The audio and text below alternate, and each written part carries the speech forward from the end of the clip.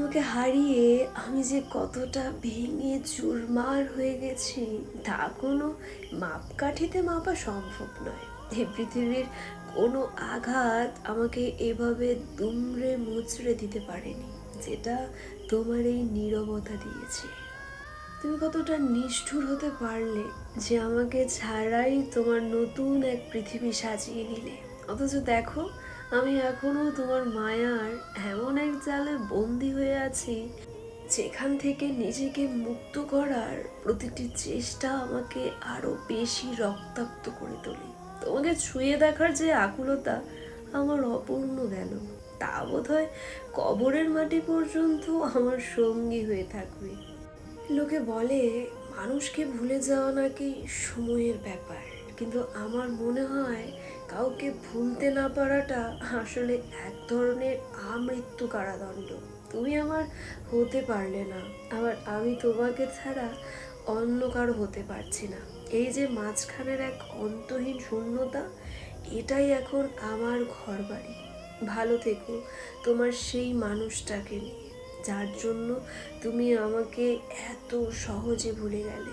আর আমি না হয় আমার এই ভেঙে যাওয়া মন আর কখনো নামেটা এত তৃষ্ণা নিয়েই বেঁচে থাকবো।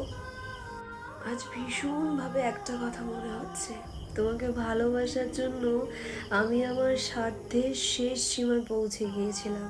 যতটুকু একটা মানুষের পক্ষে সম্ভব তার সবটুকু উজাড় করে তোমাকে ভালোবেসেছি, তোমাকে আগলে রাখার চেষ্টা করেছি। আমার আবেগ, আমার অনুভূতির কোনো কমতি ছিল না। কিন্তু আজ বুঝতে পারছি, এই সমাজে বোধহয় শুধু বেঁচে থেকে ভালোবাসার গভীরতা প্রমাণ করা যায় না। সব কিছু হারিয়ে ভেতরে ভেতরে তিলে তিলে শেষ হয়ে যাওয়ার পরেও, যেহেতু আমি এখনো নিঃশ্বাস নিচ্ছি, যেহেতু আমি এখনো বেঁচে আছি, তাই হয়তো আমার ভালোবাসার কোনো প্রমাণ মিলল না। শুধু মরতে পারিনি বলে কি আমার সবটুকু আকুলতা আজ এত সস্তা হয়ে গেল? এই শরীরে প্রাণটুকু আটকে আছে বলে কি আমার দীর্ঘশ্বাসগুলো তোমার কান পর্যন্ত পৌঁছায় না? অথচ তুমি একটু খেয়াল করলেই দেখতে পেতে আমার প্রতিদিন প্রতিটি রাত কাটে এক জীবন্ত মৃত্যুর মতো।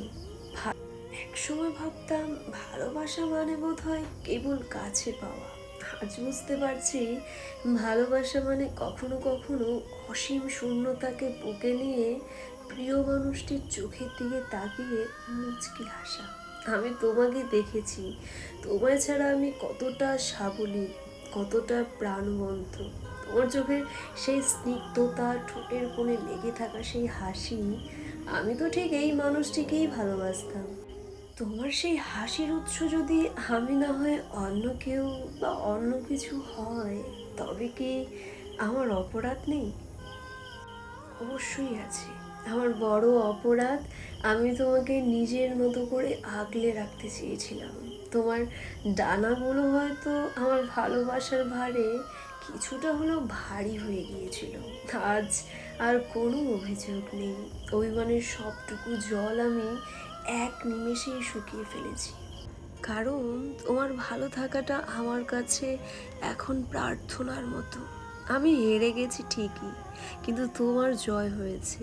আর যে মানুষটিকে আমি নিজের থেকেও বেশি ভালোবেসেছি, তার জয়ের চেয়ে বড় কোনো প্রাপ্তি আমার কাছে নেই। এতগুলো দিন পার হয়ে যাওয়ার পরেও আজও আমার তোমার কথা মনে পড়ে। কখনো কোনো মুভি দেখে, কোনো গানের লিরিক্স শুনে, এমনকি তুমি পড়তে এমন পোশাকে কাউকে দেখলে আমার তোমার কথা মনে পড়ে। কখনো কোথাও ঘুরতে গেলে, বন্ধুদের সাথে আড্ডা দিলে, এমনকি ক্লাসের দীর্ঘ লেকচারের সময়ে আমার দুটি চোখ আশেপাশে ছিটে শুধু তোমায় খুঁজে ফেরে। যে পথে একদিন আমরা একসাথে হেঁটেছিলাম, সেই পথ পাড়ি দিলে এখন আমার তোমার কথা মনে পড়ে। কখনো কোনো কিছু লিখতে বসলে, পুরনো ডায়েরির পাতা উল্টালে আমার তোমার কথাই মনে পড়ে। কখনো কোনো কারণ ছাড়াই আমার তোমার কথা মনে পড়ে। আমার কাছে সব কিছু থাকার পরেও কোথাও না কোথাও তোমার শূন্যতা আমাকে ঘিরে ধরে। সময় বয়ে যায়, মানুষ বদলে যায়, পরিস্থিতিও পাল্টে যায়, কিন্তু আমার এই মন শুধু তোমাকে নিয়েই পড়ে থাকে। আমার শুধু তোমাকেই মনে পড়ে। আমার সবটুকু তোমার নামে। জানো, আমি কখন যে তোমাকে এতটা আপন করে ফেলেছি সেটা নিজেও বুঝিনি। ধীরে ধীরে তুমি আমার প্রতিটা অভ্যাসে, প্রতিটা প্রার্থনায়, প্রতিটা ভালো থাকার কারণ হয়ে গেছো। মন খারাপ হলে তোমার কথা ভাবি, খুশি হলে সবার আগে তোমাকেই বলতে ইচ্ছে করে। কখনো খুব ক্লান্ত লাগলে শুধু মনে হয় একটু যদি তোমার পাশে মাথা রেখে শান্ত হতে পারতাম। তোমাকে আমি শুধু ভালোবাসি না, তোমার মধ্যে নিজের একটা নিরাপদ জায়গা খুঁজে পেয়েছি, যেখানে ভয় নেই, অভিনয় নেই, আছে শুধু একটু শান্তি আর অনেকটা মায়া। তাই আজ একটা কথা বলতেই চাই, যদি কোনোদিন পৃথিবীটা খুব কঠিন হয়ে যায়, তবুও হাতটা ছেড়ে যেও না। কারণ আমার স্বপ্ন, আমার শান্তি, আমার না বলা হাজারটা অনুভূতি সবটুকুই ধীরে ধীরে তোমার নামে লিখে ফেলেছি।